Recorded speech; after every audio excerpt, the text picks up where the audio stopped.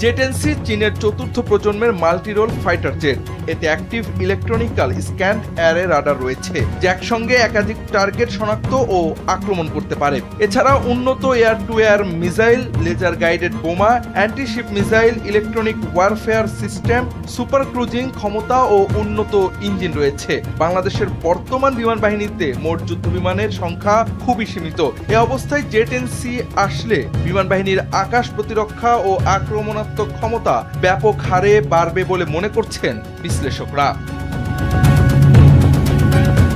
এদিকে চীন থেকে অত্যাধুনিক বিমান কেনার সংবাদে সন্তুষ্ট নয় ভারত। বিশাল এই প্রতিরক্ষা চুক্তিটিকে নয়াদিল্লি কেবল একটি সাধারণ সামরিক কেনাকাটা হিসেবে দেখছে না, বরং এটিকে ভারতের চারপাশে চীনের সামরিক বেষ্টনী বা কৌশলগত ঘেরাওয়ের অংশ হিসেবে বিবেচনা করছে। যদিও অফিসিয়াল কোনো ঘোষণা বা বক্তব্য আসেনি, তবে ভারতীয় সংবাদ মাধ্যমে এ নিয়ে অস্বস্তি স্পষ্ট।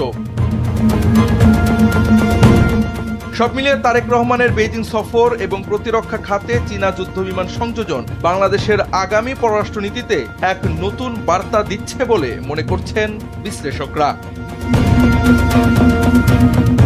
জাওয়াদ আহমদ, এনপিবি।